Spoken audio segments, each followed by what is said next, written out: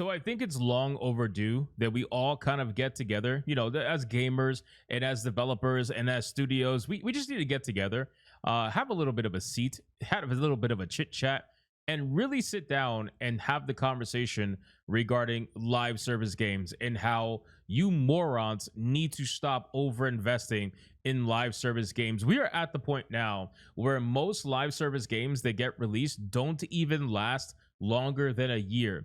This is fine. After a year, they are pretty much almost all dead. And the ones that are around are the ones that got in early, right? Fortnite, obviously, even Apex Legends to an extent.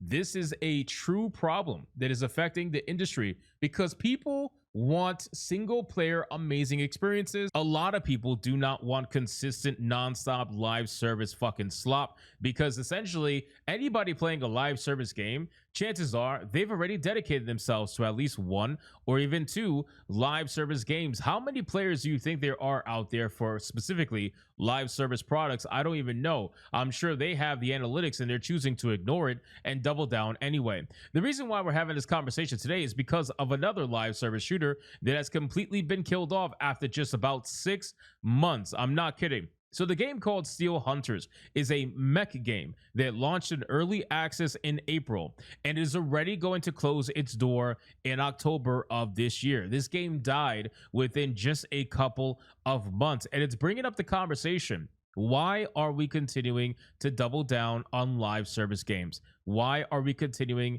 to give players what they essentially are not asking for? Why are we doing it? Let's have that conversation. So before we do that, let's take a look at their numbers, right? How is Steelhunters doing and why did they, Jesus Christ, man. Wow. Now we know. Now we know why this game got shut down. 4,479 all-time concurrent players on Steam about 3 months ago. And currently right now, the 24-hour peak number is 97. With 64 people playing right now. That means you're going to be playing against the same people in matches over and over and over again. If you look at the overall totality, I mean, this thing has completely taken a nosedive from the release date, which I believe is April 2nd of this year at 4,479 to not even the end of April. Look at this. On May 1st, my guy, you went from 4,479 on April 2nd release, and then May 1st, you dropped to 600 players. That's crazy. Almost 4,000 concurrent player loss, completely checked out of this game within 30 days of playing this game. It's very clear there are some issues that are affecting this particular game, whatever that may be. But if you look here, it's very clear people are not happy.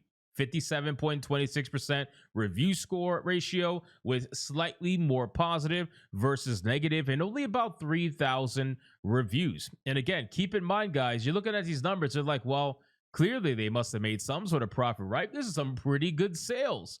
The game is free to play.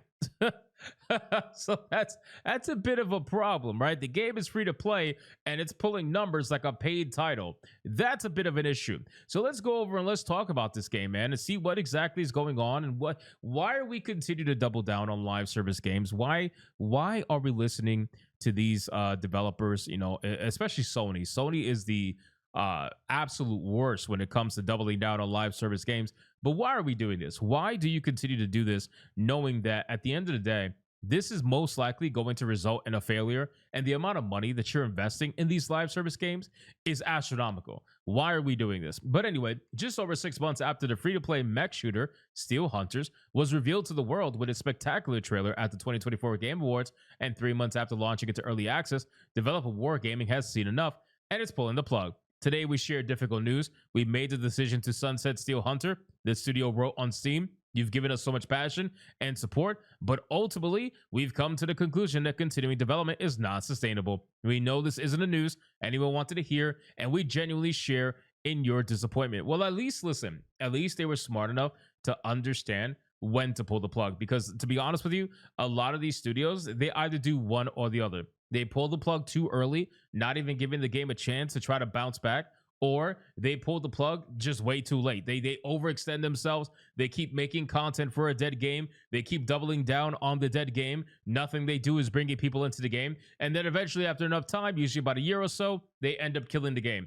It's usually one or the other. It says it's an unfortunate end to a game that showed some real potential. PC Gamer contributors Rick Lane and Aaron Garst both describe Steelhunters as a more tactical take on the genre that is seen in many other mech games, with unit mobility taking a distinct backseat to considered movement and coordination. But Rick felt the game was undermined by boring loot, while Aaron preferred to the more action-focused approach of Mecha Break.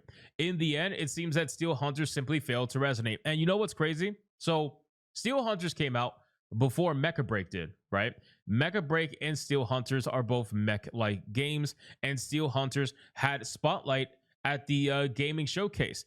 Meanwhile, if you look at the numbers here, Steelhunters clearly did not pull in pretty much anybody. 4,479 was the highest they could possibly pull in. But Mecha Break, on the other hand, Mecha Break managed to pull in just 6 days ago 132,816 concurrent players, with a 24-hour peak of 69,229, with almost 32,000 people playing the game right now at the time of filming this video. We're talking about completely different level of numbers here that I'm sure Steelhunters would have loved to have, but they just didn't. It's not even close. So Mecha Break basically came out recently and completely killed this game, right? It killed Steelhunters and any chance Steelhunters had, because this game is also free to play. So why would anybody play that game when they could play this game? It's pretty clear people have made their choice. It says that Steelhunters completely fumbled with just a few hundred at a time, and more recently even less than that. That's nowhere near the biggest live service failure of all time,